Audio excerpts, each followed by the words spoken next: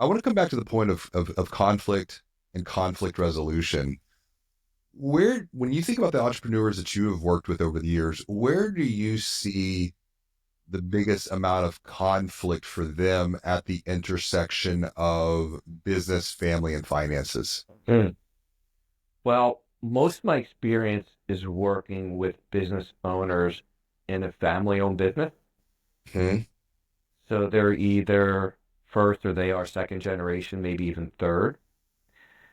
The biggest conflict that I see them is what to do with the business should they when they retire or should they pass away. There's children in the business that are super successful that could run it tomorrow, take the baton and double or triple the company value. Then there's other children in the business that they're just there because they can't get a job somewhere else. So mom and dad just says, "Hey, Johnny needs a job. Let's create a role for him." And that creates conflict. And then there's the outlaws. The children get married, and then sometimes the spouses need a job. And then, so it's like almost all of a sudden the business becomes the payroll and the financial future for the family. And so the the owner of the company then has a problem or a confrontation. How do I solve this issue when I want to distribute my estate because the value of their business is usually their largest asset. Who do I give the value? Who do I give the business to? And then I have other real estate. You have investment accounts. What's fair versus what's equal?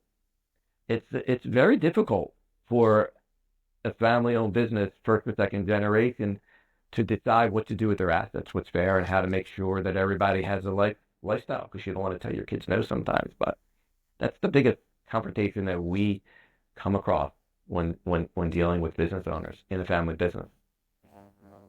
I mean, it hits like really close. How do you help them navigate that Mm, complexity? Because I think a lot of times when it comes to communication, and my wife and I, we figured this out over the years. We got recruited very early, even before we were married.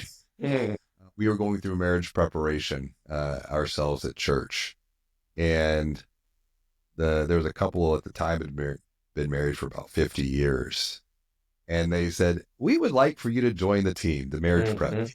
We are like, well, let's do that, shall we? Yay!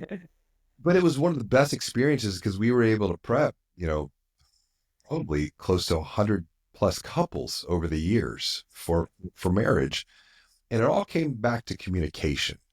And it's like communication is funny because it's like you've got two parties, A and B. And I see this even with what you're talking about here with family businesses in first and second generations. There's one party that's communicating something, party A is trying to communicate something to party B. Party B might be hearing something different than what party A is communicating and vice versa. So that's where the conflict. But then you add in a third party, enter you. Hmm. So now they're now able to communicate through that third party, and you're probably able to hear things clearly for what's being said because there's no emotion, there's no Hmm. filter. And then you're able to communicate it from A back down to B for specifically what it is, and then B can affirm that's exactly what I heard.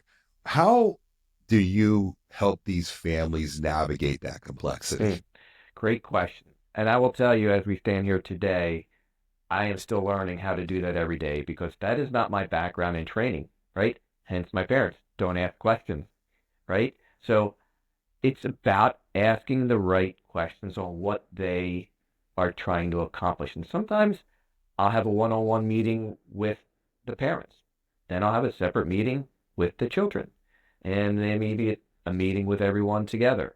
And every family dynamic is really different. And you never really get to know the level of circumstances till you're at, and I haven't done this, till you're at Christmas dinner with everyone, because then you have family and you have business, and some don't want to talk about business at Christmas or the holidays, and some they only want to talk about it, and the kids don't.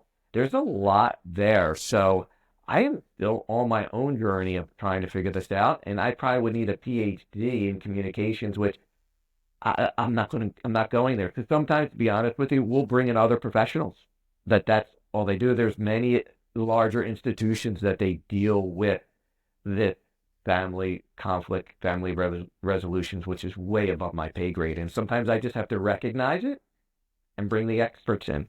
You know, And that's where who, not how. And I appreciate the honesty and the transparency here, because it is such a touchy, challenging, difficult subject that instead of you worrying about, well, how am I going to do this? It's like, who do I need to bring in to help facilitate? mm-hmm. And that's a lot of times it's just a facilitation of a conversation, Pretty much, which is a skill in and of itself. Is just without a doubt. a facilitator. If you want to keep learning from videos like this one, I recommend you check out this video right here. And if you want to watch the entire podcast conversation, you can click here.